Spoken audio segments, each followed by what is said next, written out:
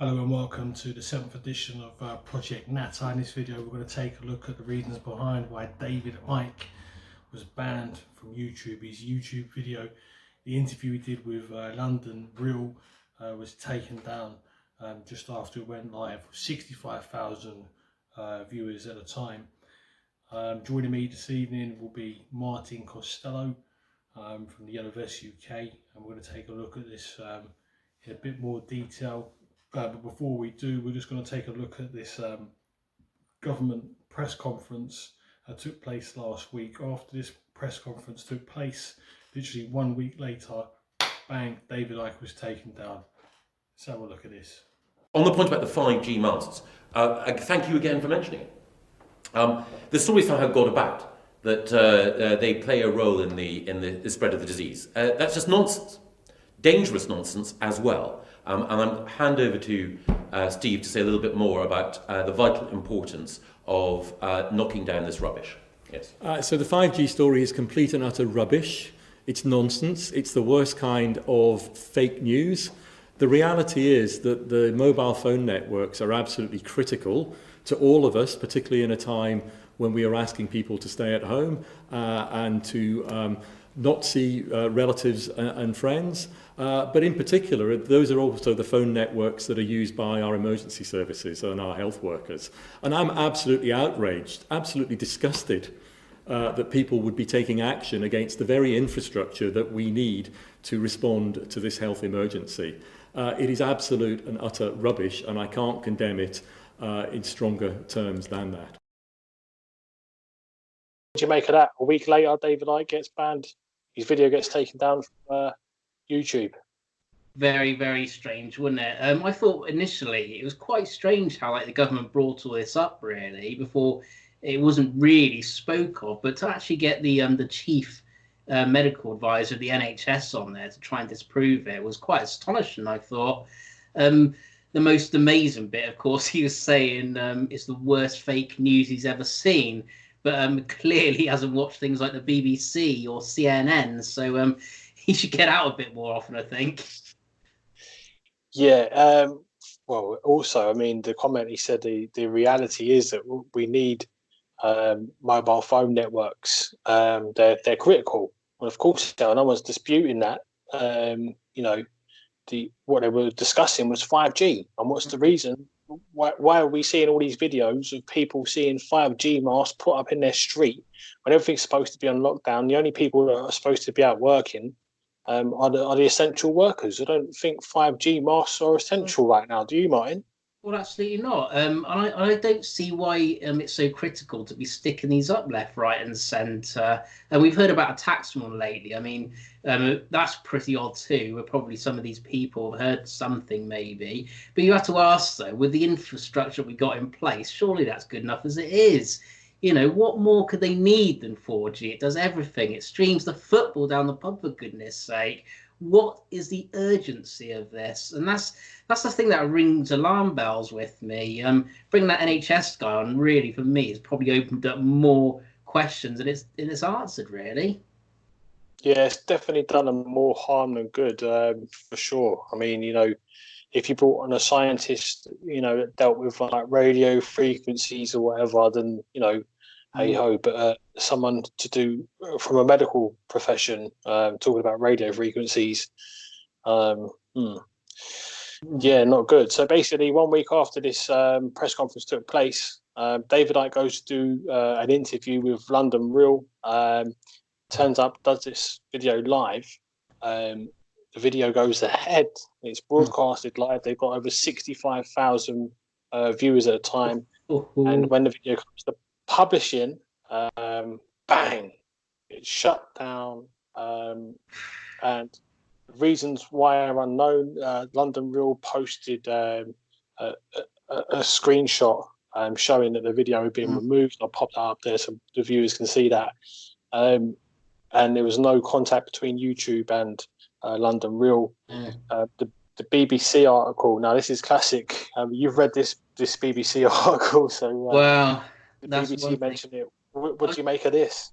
That is pretty bizarre. I was just thinking back to last night though, because I had no idea that this video was actually being made last night. But suddenly there's a barrage of posts on Facebook and Twitter saying, "Quickly watch this before YouTube deletes it."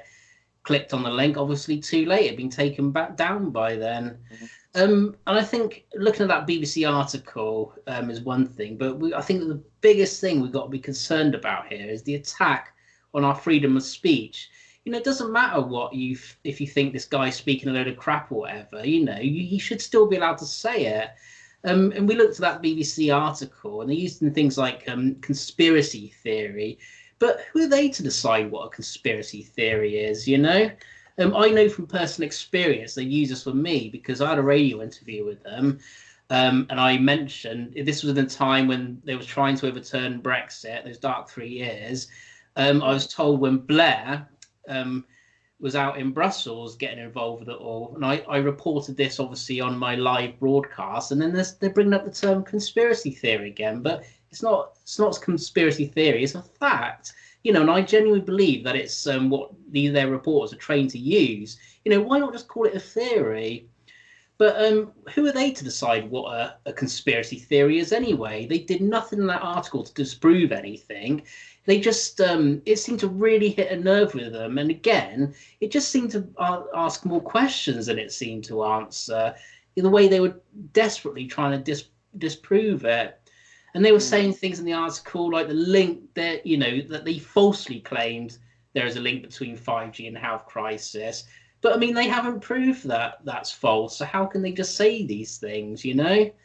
And when you think about his whole show went on for 2.5 hours and he was hardly challenged at all, you know, the BBC once again, they must be covering something up here. It just doesn't sit right with me. Well, according to London Real, it was the BBC that actually contacted YouTube to let them know about this video was going ahead. And in the article itself, when you scroll down, there's a policy violation. It says the interview was watched by about 65,000 people as it was streamed, some of who clicked an on-screen button to trigger payments to make their live chat reaction stand out. Smear. Yep, YouTube only deleted the content after the session had ended, despite being aware of the broadcast while it was going on, while it was ongoing. It changed its rules after the BBC asked why it had not taken action earlier. I mean, who the fuck the BBC? Are they Ofcom now? Who do you think they are? Exactly. They're the last person you want to be in charge of things like this. What on earth did it have to do with the BBC? You know, we know they've got no credibility. They lost all that over the last 3 years, the way they tried to overturn Brexit and all this, you know, this political correctness crap in there. We've seen it with the BBC, the way it's destroyed things like Doctor Who and things like that. Who the hell are they to decide what's what? But I've heard even now they're like Facebook and WhatsApp are limiting the text things of what can be shared. And again, why is it up to them to decide? This is very Orwellian once again. You know, we're all grown adults. We can do our own research. It should be up to us. If someone wants to pass a load of crap on, that's up to them. But we don't need people who think they know better than us telling us what we should or should not be hearing, because that, to me, is a direct attack on the freedom of speech, and that needs to be completely stamped out. Well, you're bang on there, Martin. I tell you what, mate, this all boils down to freedom of speech. I don't agree with everything that David Icke says. A lot of it, I think, you know, a load of bollocks, to be honest. Some of it, but then some of what he says, it is true. You know, there's a lot of stuff that he has said that has come true, and you can't see, you know, the microchips, people getting microchipped. We're now seeing that that's actually happening. He was talking about this donkeys years ago, and people looking like he's a nutter. It's actually happening now. Yeah. You know, cashless society. We're seeing that now with all the touch payments. He was talking about this donkeys years ago, and now it's happening. So a lot of what he says, you know, you have to take with a pinch of salt. And I don't mean any offence by what I just said to any David Icke fans, but do you know what I mean? He's entitled to his opinion, and he's entitled to express himself. And you know, that brings me to what happened to the Human Rights Act of 1998. You know, you have a right. I mean, I was looking this up earlier because I do a lot of training and stuff like that, and part of it we have to make sure that people are up to date with legislations and whatever. And one thing I wanted to pull up, because this seems to be apparent for myself, obviously, because I've been banned from Facebook. You're constantly getting banned and whatnot. I was looking this up because I wanted to bring this up actually. The Human Rights Act of 1998, Article 10, is the right to freedom of expression. Yes. So we have a right. Line is, as long as it does not incite violence, people should be free to express their opinion. If they've got concerns about anything in society, they should be free to express them.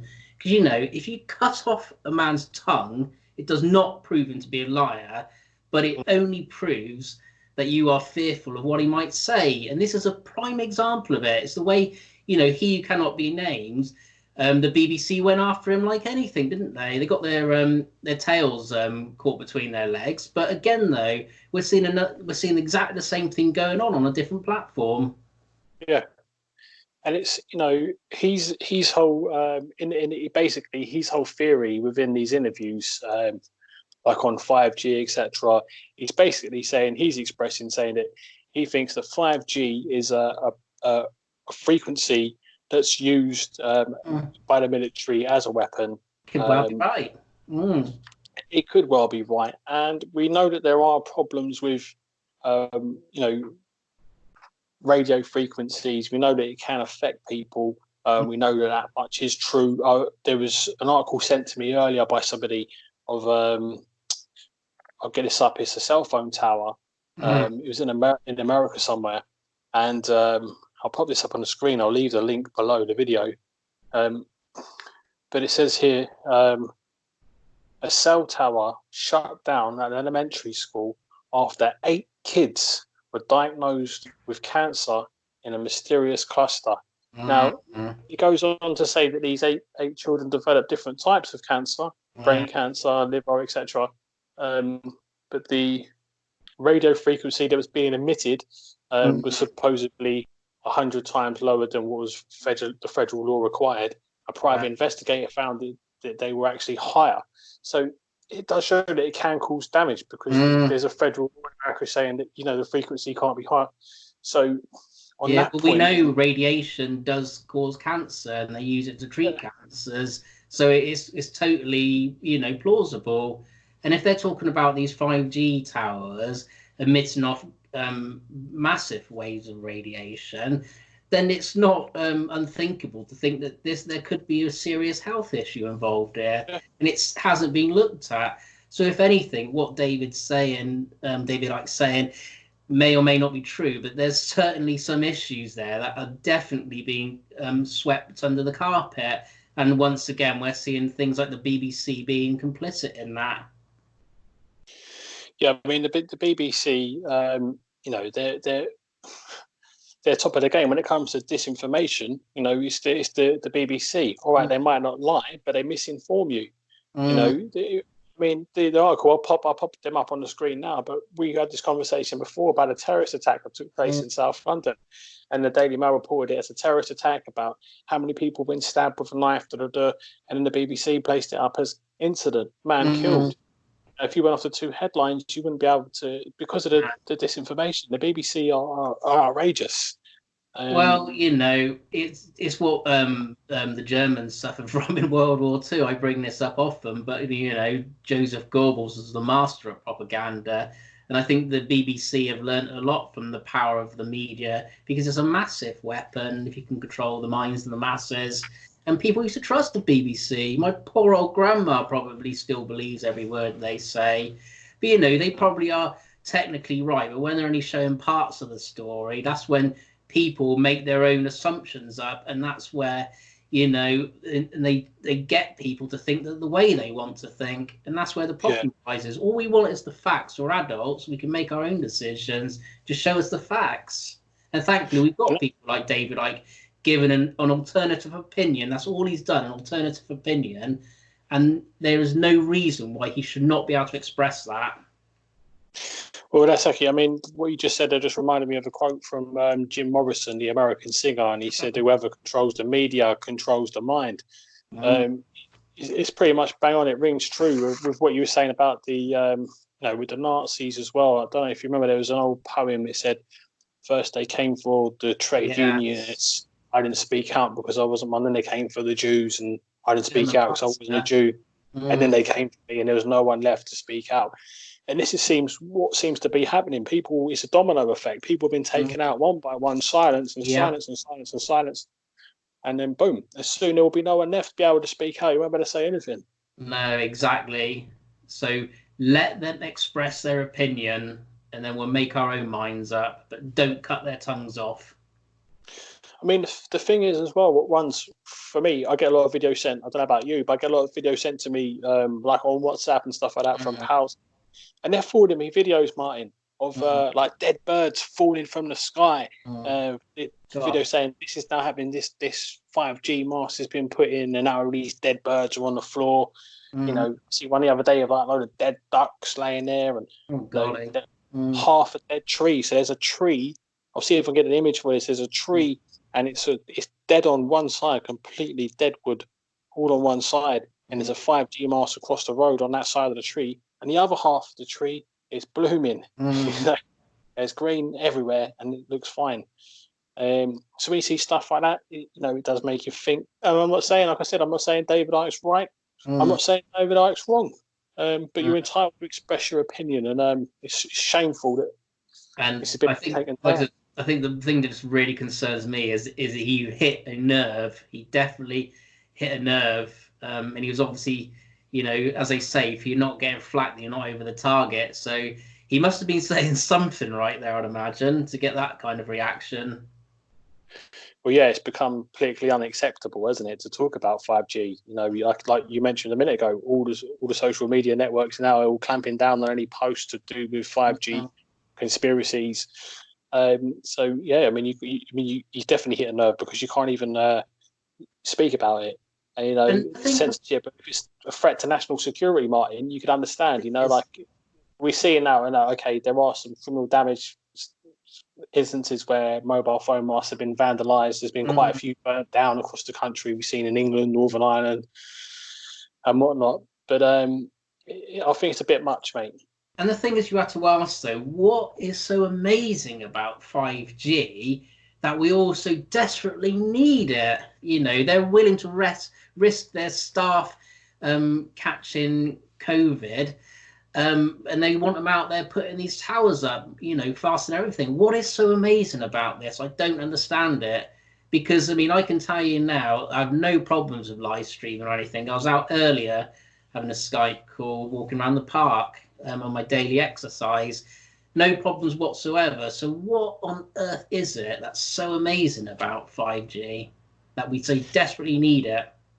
And this is another thing, exactly. Like we just said, the director of national health for the NHS, he said that it's critical. I mean, what's 5G critical? We're talking about 5G. He said mobile phone networks, but the conversation, as you saw, is about 5G.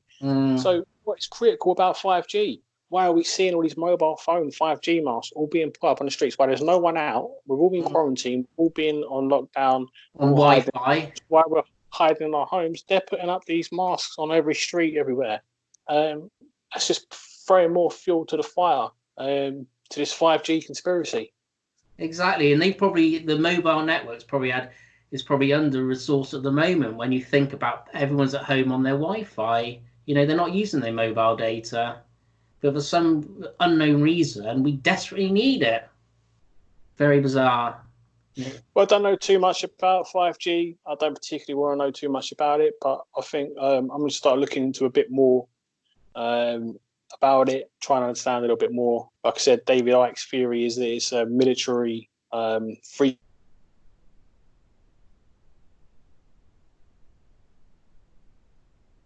Hello? You still there? Quiet there. Got Very bizarre that was. I think we're probably being watched. That's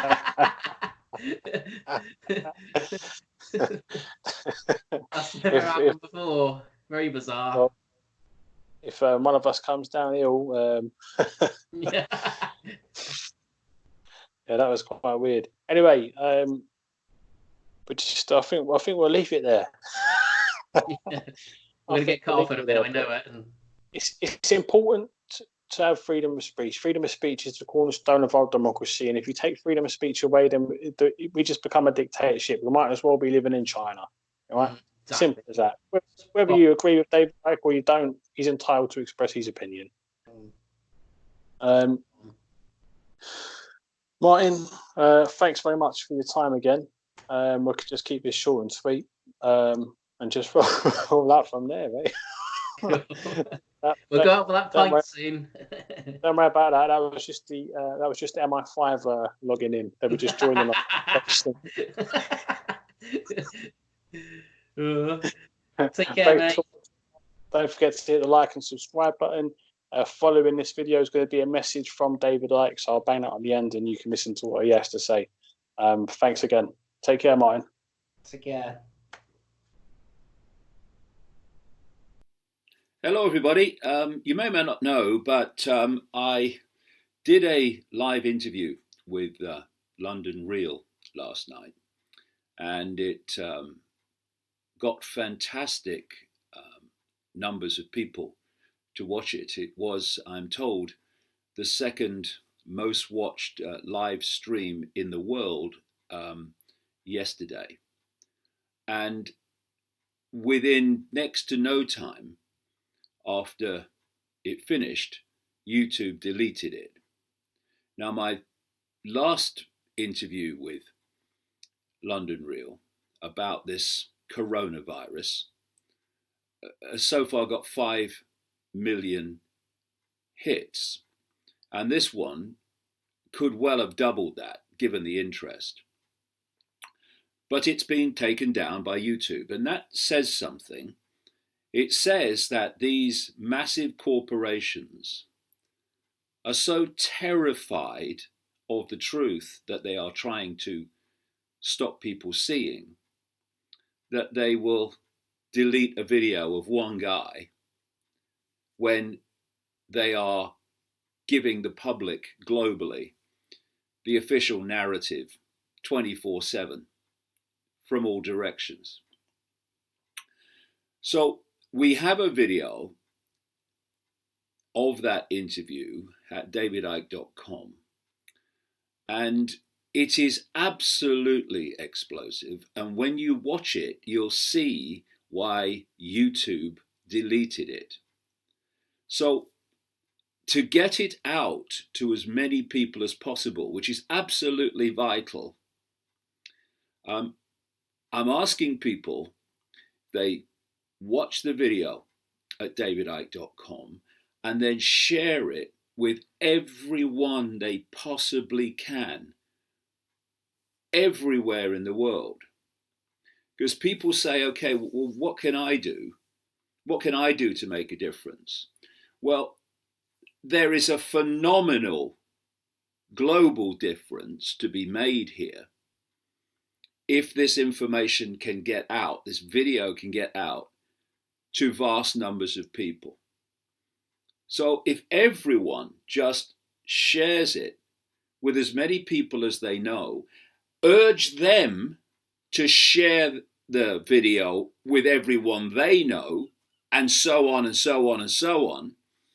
And in a short time, we can put this information, vital, beyond belief vital, in front of millions of people worldwide. So I'm asking for your help here. Watch the video, share it with everyone you know, urge them to share it with everyone they know, and to keep that pattern going, because it's extraordinary how many people through that method can see this video in the next few days. So let's overcome this ban by getting it to even more people than would have seen it on YouTube. Because if YouTube don't want you to see it, you need to see it. Thanks for your help.